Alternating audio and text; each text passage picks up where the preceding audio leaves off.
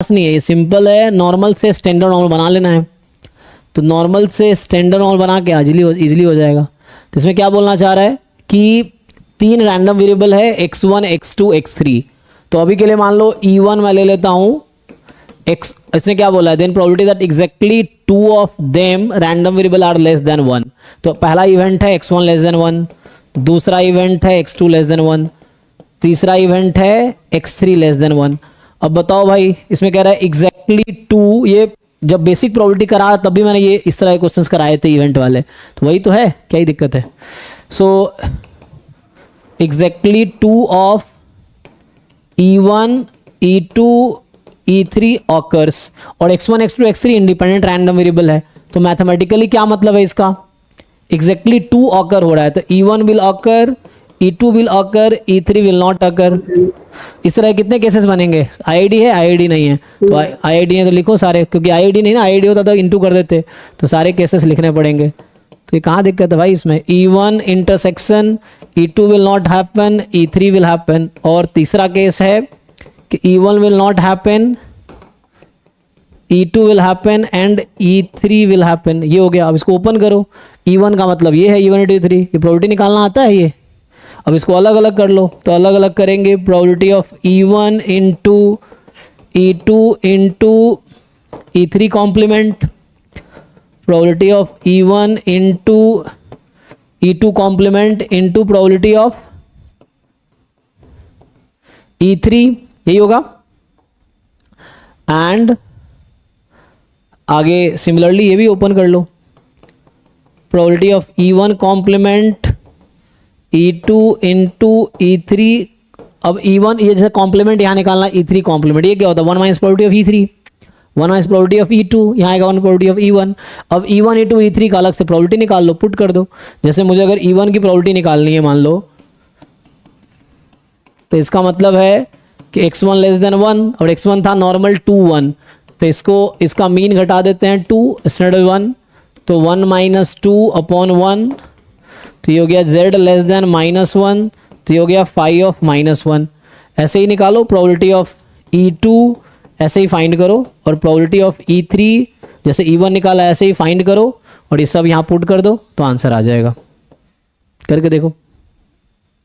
Sir इसमें normal का जो ग्राफ वो होता है ना, एरिया देखते हैं टेबल में, उसमें कंफ्यूजन हो रहा है कि 1 से ग्रेटर में तो आएगी 0.1587, पर उससे लेस देन में यहाँ पर 0.8 माना है, मतलब पूरा माइनस इन्फिनिटी से 1 तक माना है, जबकि हम नॉर्मल क्वेश्चंस में 0 to 1 मानते हैं। नहीं, तो ये अलग अलग टेबल होता है, और ये टेंशन आपको एग्जाम में लेने की बिल्कुल जरूरत नहीं है। जिसकी जरूरत है, जैसे यहाँ 5-1 की जरूरत है, तो 5-1 क्वेश्चन में लिखा होगा, इवन इस पेपर में भी लिखा हुआ था फर्स्ट पेज पे, जो कि गायब है इसमें। तो आपको वहां पे ना तो टेबल देखने की जरूरत है, ना आपको मांगने की टेबल उनसे जरूरत है। जो भी डेटा की जरूरत पड़ेगी वो गिवन होगी, और एक्चुअल जो मैं समझता हूं वो माइनस इन्फिनिटी से वहीं तक होगा। क्योंकि आपको ये समझना है कि CDF अगर मैं किसी पॉइंट पे लिख रहा हूं t पे, तो इसका मतलब है z लेस देन t, इसका एक्चुअल मतलब है माइनस इन्फिनिटी से z लेस देन t। सो दो तरह के टेबल होते, तो आपको देखना है कौन सा वाला टेबल। जब मैं अगर मैं इसको 5t लिख रहा हूं, मतलब ये जो नंबर है अभी के लिए मान लीजिए t है ना, ये 5t होगा, दिस इज नंबर t, ठीक है। So this area under this is 5t, क्योंकि ये एरिया क्या है, ये एरिया है probability z less than t which is 5t, ठीक है।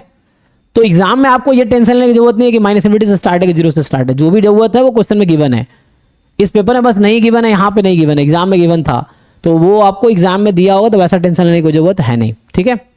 सर पर बाकी पेपर्स में लिखा नहीं होता, तो इसलिए एक मतलब क्या नहीं, तो आपको बाकी पेपर में क्या ग्राफ बोलते हैं, टेबल लेके आओ घर से, ऐसा बोलते हैं। नहीं सर, मतलब जैसे 0.5 ऐड हो जाएगा उसमें 0.32 हाँ, जी तो पॉइंट। सर ये कंफ्यूजन हो जाता है कि 0.5 ऐड होगा कि नहीं होगा। नहीं, कोई कंफ्यूजन नहीं है। 5 का मतलब है CDF, and CDF always start with -1, क्योंकि नॉर्मल रैंडम वेरिएबल का सपोर्ट माइनस इन्फिनिटी से always start with minus infinity, because CDF normal, standard normal या नॉर्मल का सपोर्ट कहां से स्टार्ट होता है, माइनस इन्फिनिटी से।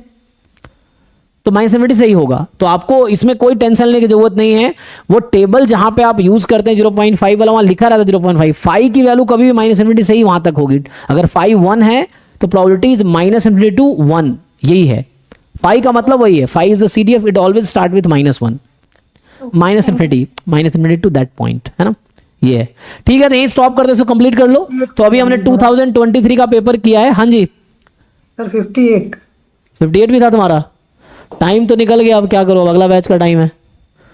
सो